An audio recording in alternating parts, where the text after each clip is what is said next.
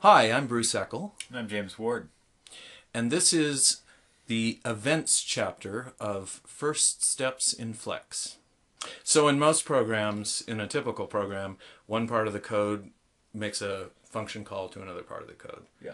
But that's assuming that there's just this one point of control, and it doesn't really assume that things just come in and happen from the outside. Right. Whereas if you push a button, Right. that's like you never know when that's going to happen, and so Right. you got to handle that. And it Right. seems like a user interface library or user interface system is just going to be full of events, right? Right. Yeah. So with a UI system, I guess you'd want that to just be built in, it be part of the environment, so that you wouldn't have to do all that stuff by hand. Yeah, definitely. Yeah, so a big part of the Flex programming model is that everything can generate events, and then anything can listen for those events. And then also events can percolate up through kind of the chain of components. So let's say you have, a container, and in that container are different controls, and those controls have different pieces. Anything in that chain can emit an event, and anything up that chain can listen to that event. Can absorb the default. event, and the event can continue going up, or you can stop it. Right. You can Okay. stop it. It can decide itself that it should only go one level. So there's just different properties that you can set on these events. Some events just get generated by the runtime by Flash Player. So things like click events, mouse move events, these sorts of events come in kind of externally into the application instead of being emitted from custom code. So, in a user interface environment, events are at least as important as regular function calls. Yeah, absolutely. Okay. Yeah, I think in the Flex programming model, every component or class essentially has properties, methods, and events, and that's really a foundation of the programming model, is that having all three. And of course, you don't have to have all three, but having the ability to have all three.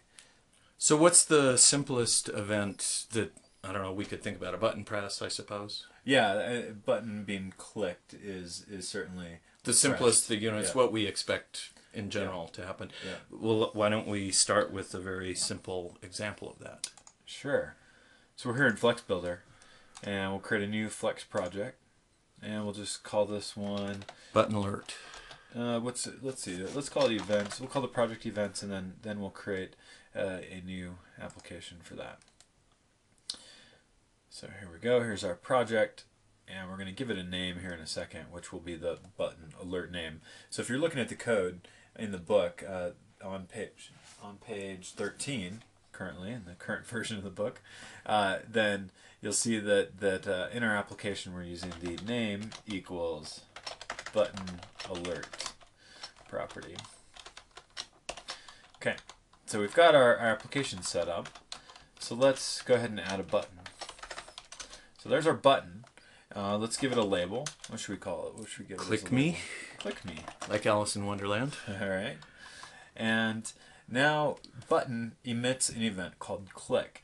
And if we wanted to discover how we knew that event existed, we can go into the documentation for these controls. So Shift F2 on a component is the easiest way to do that. That'll take us into the documentation for the button object.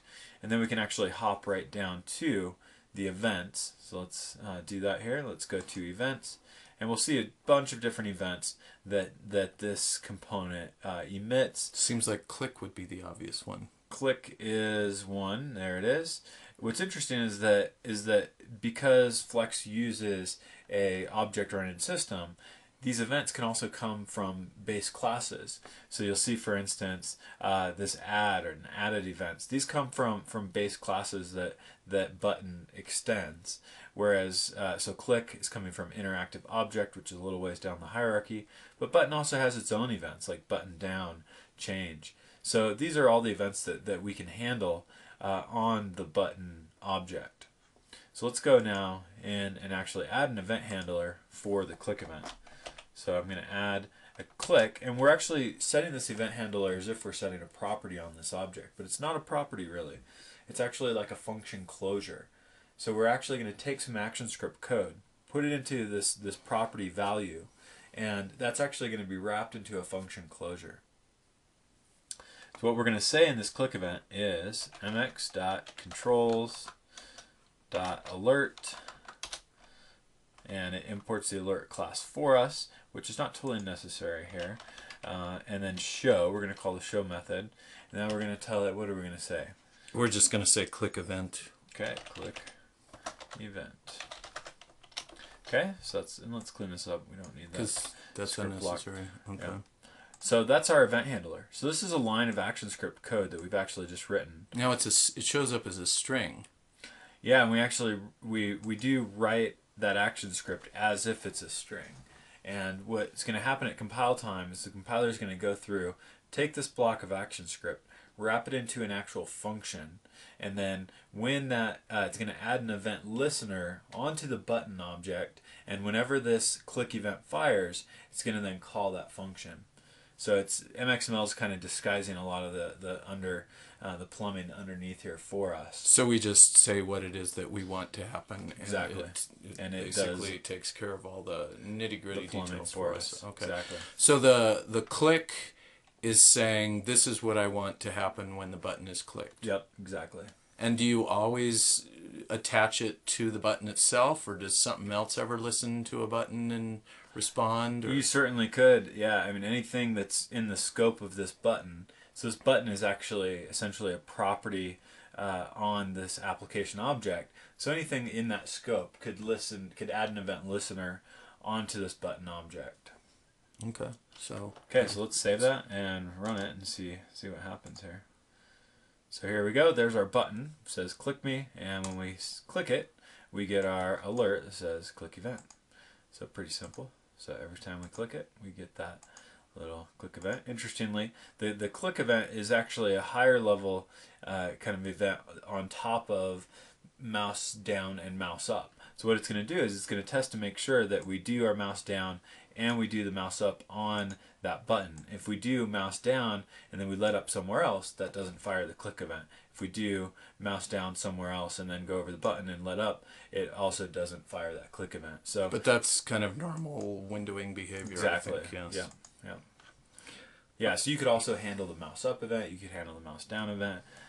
Whatever events you want to handle. Okay, so you've done this in code by inserting this line in here, but what if I mean, is there a way to do this just with MXML? I could define the event handler using a different syntax. Yeah, so there's definitely different ways to set all different properties, not just event handlers, but any property in MXML can be set in multiple ways.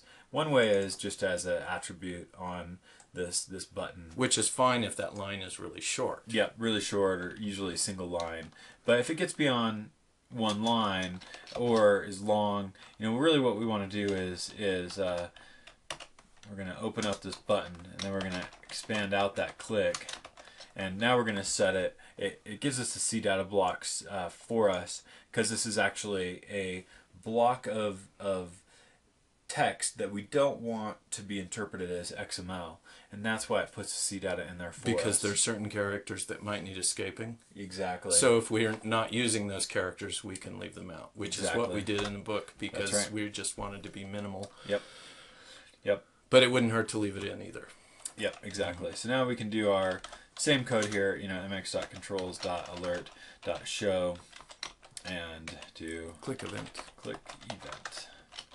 And then we could also do, more lines down here, trace foo, whatever. So we're essentially just writing multiple lines of ActionScript now and wrapping that up into a function, just like was happening before, but in some cases this is nicer syntax. Now, in the book we left off semicolons at the end of lines. And we can certainly do that as well. Semicolons are only necessary when you put more than one statement, is that the right way to say it? On a single line.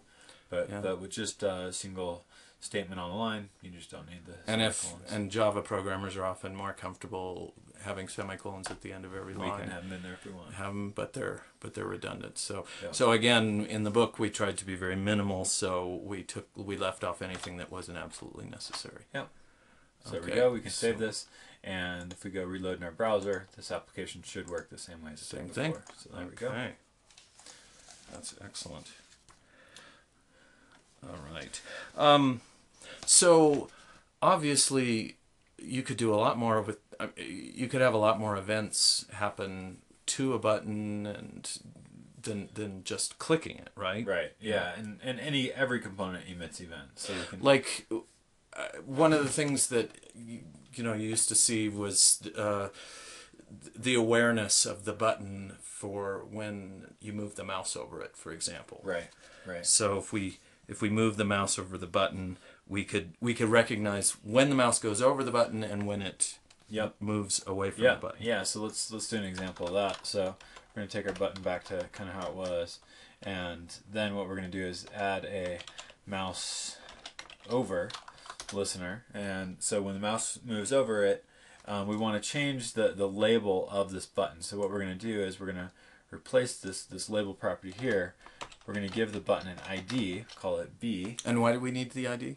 That allows us just to reference this button, this instance of a button from somewhere else. Okay. So now we're going to write our action script in the mouse over event handler, and we're going to say b.label. So we're going to set, when we roll over the button, we're going to set the label equal to, what should we set that to? No, go away when it's over it. Okay, so let's say go away.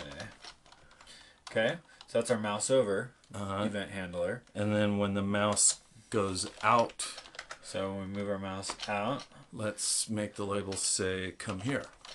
okay, so b.label equals here. And you're using single quotes, I notice. Yep, yeah, so because I'm using double quotes here for to essentially define the attribute value in XML, I'm using single quotes just so that things don't get mixed up with the XML parser.